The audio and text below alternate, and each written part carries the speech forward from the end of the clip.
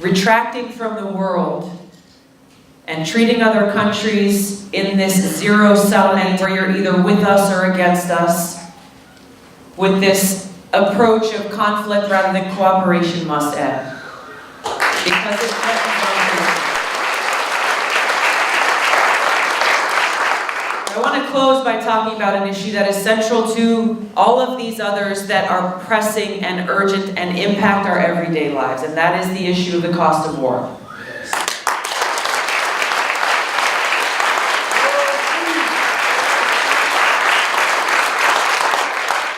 I am a major in the Army National Guard, been serving now for almost 15 years. Deployed twice to the Middle East, where I served in a medical unit on that first deployment to Iraq in 2005, where I saw firsthand every day the high human cost of war and who pays the price. I saw it in friends of mine who were killed in combat, who never made that trip home with us. I see it in my brothers and sisters, our veterans, who continue to pay the price after coming home, dealing with wounds, both visible and invisible, the lack of quality care and benefits provided to them to help them when they come home. But the price for these wars that people don't often recognize is the one that every single one of us pays.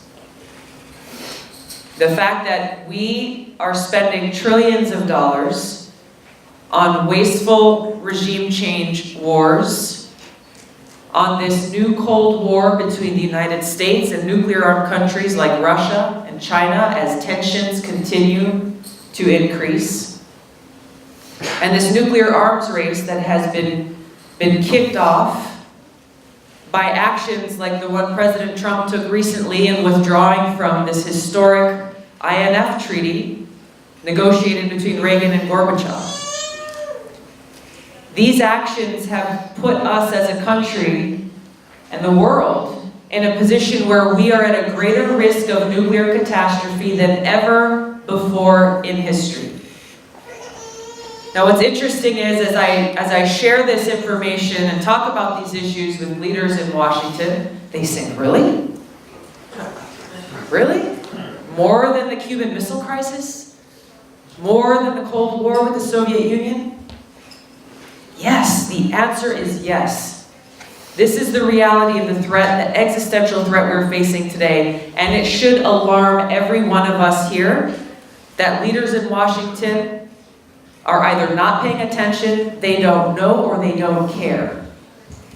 This should alarm every one of us because that means not only are we not addressing this threat, but the actions that leaders in Washington are taking are actually making it worse.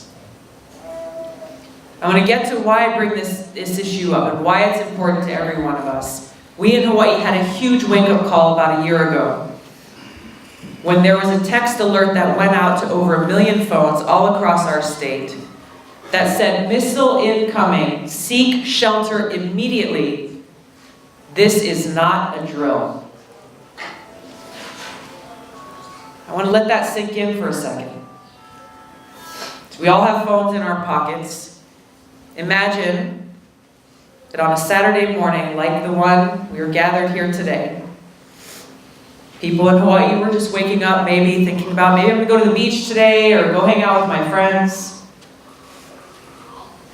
When this message comes across their phones, think about what you would do and how you would feel, who you would think about, where you would go if you got that message as we're sitting here today, knowing that there are just minutes to live.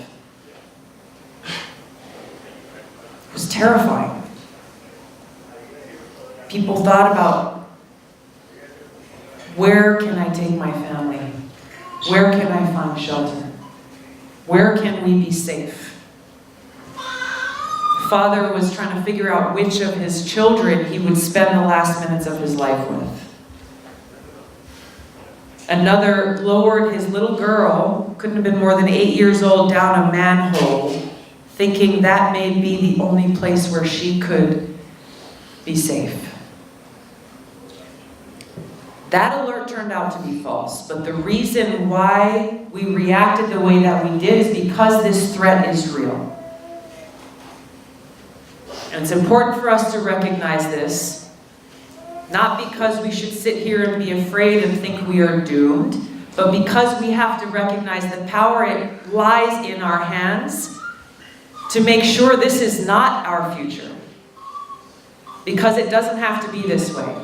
We have the power and we must take action to change direction, to bend this arc away from war and towards peace. To make sure that our foreign policy is one that actually serves the interests of our people, that secures our country and furthers us closer to peace rather than nuclear catastrophe and war. This is why I'm running for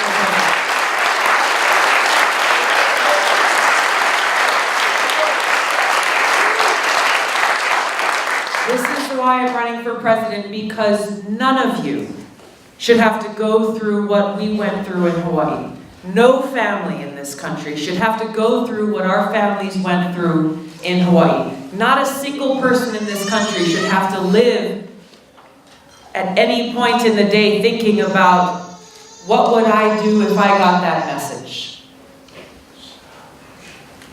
We must change our foreign policy, the way we are relating to different countries, and build those relationships based on cooperation, not conflict, and work towards this future where we are getting rid of nuclear weapons rather than building more of them.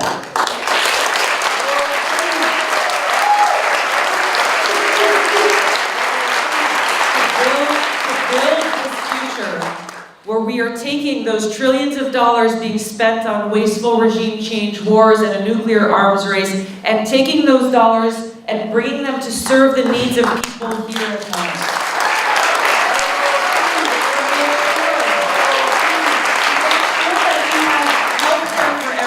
To make sure our kids have a great education and a great future. To invest in a green, renewable, energy-based economy that serves us today and for generations to come. To make sure that we're investing in the right kind of infrastructure and sustainable agriculture. There are so many things that we need to do right now to invest in a bright future for every single American. In order to do that, we have to change that course that we are on. Take those dollars, end those wasteful regime change wars, this nuclear arms race and new Cold War, and put those dollars, place our priorities where they need to be, which is right here on our people, on our families, and on our future.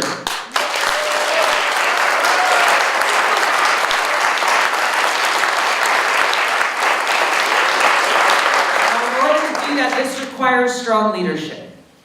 Leadership and all of us standing together, standing up against those in the military-industrial complex and those who have benefit and continue to push for these regime change wars and this nuclear arms race. The only thing that will overcome those powerful forces that have ruled over both parties in Washington for far too long are us, we